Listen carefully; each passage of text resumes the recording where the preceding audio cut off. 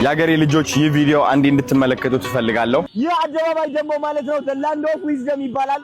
እንደምትመለከቱት በድንጉዛ ነው። የድንጉዛ ቀለም አለው ማለት ነው። የወላይትኛ ልብስ እንደምትመለከቱት እንዴት እንደሚያምር ድንጉዛ አደባባይ ተብሎ ይጠራል። ላንድ ኦፍ ፒስ፣ ላንድ ኦፍ ፓራዳይስ እንግዲህ አንድ ስህተት ሰርቻለሁ ሳላቀው ማለት ነው። ይህ የምትመለከቱት አደባባይ ድንጉዛ አደባባይ ተብሎ ይጠራል።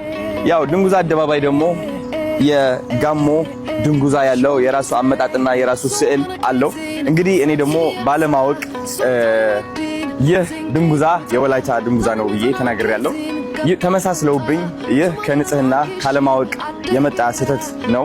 ግን ደግሞ በደንብ አሁን ባለሁበት ተጽዕኖ አሁን ባለሁበት እይታና ደረጃ በደንብ አረጋግጬ ቪዲዮ መልቀቅ ነበረብኝ ብዬ ማስባለሁ።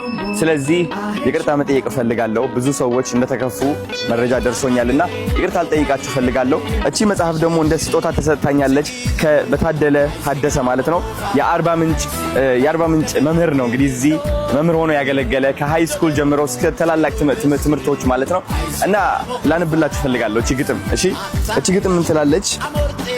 ለህይወት እስትንፋስ አየር መቀበያ እድሜ ለመቀጠል አንጸባራቂ ፍንጭ ነፍስ የሚዘራባት ርጉዋ ምድረገጽ ፍልቅልቅ ከተማ የውሃዎቿ ምንጭ አርባ ምንጭ የምን አርባ ብቻ ከጥፍ በላይ ምንጮች ለቁጥር አታካች ከመስኩ ላይ ፈሰው ቡልቅ ሲሉ ቀድሞ በደረሰ ግጥም ትልቅ ትርጉም አለው። የመጽሐፍም ማንበብ ጀምሬያለሁ ዛሬ ማለት ነው።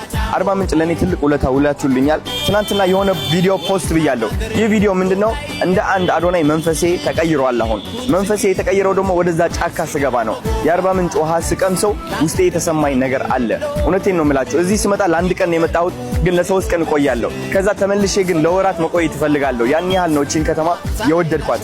ከሁሉም በላይ ተፈጥሮዋና እንግዲህ የአርባ ምንጭ ልጆችም የስጦታ አለን ብለውኛል። ስጦታውን እዚህ መጥተው ያስረክቡኛል ማለት ነው። እየመጡ ነው ወደኔ። እሺ እንዴት ናችሁ? አለ Thank you so much. Thank you. አድዋችን እኛ እንትኑና እሺ አሁን እንግዲህ የተፈጠረው ነገር ስህተት መሆኑን አምነን ይቅርታ መጠየቅ ትልቅ ነገር ነው። የጋሞ ህዝብ ደግሞ በይቅርታ የምታወቅ ህዝብ ነው። በጣም ጦርነትን በሳር ያቆመ ህዝብ ነው። ስለዚህ ህዝቡን አክብረ ይቅርታ እስከጠየቅ ድረስ ደግሞ እኛም የጋሞ ልጆች የጋሞ ህዝብን እንግዳ አይደለም ወይ ይቅር አትሉትም ወይ ልጃችን አይደለም ወይ ነገ መጥቶ ያግዝን የለም ወይ ብለን እኛ ጋሞ ህዝብን ይቅርታ እንጠይቃለን። እንኳን ደህና መጣ። Thank you so much. Thank you. ዋው የታባት ይሄ የጋሞ ልብስ ነው። እንግዲህ ድንጉዛ ነው የሚባለው። ዞሮ ጋር ብዙ ነገር ጋሞ ድንጉዛ ነው የሚባለው። አዶኒ በጣም ነው የምንወድህ፣ በጣም ነው የምናከብር። እንኳን ደህና መጣ። Thank you. እንኳን ደህና ቆያችሁ። እሺ Thank you.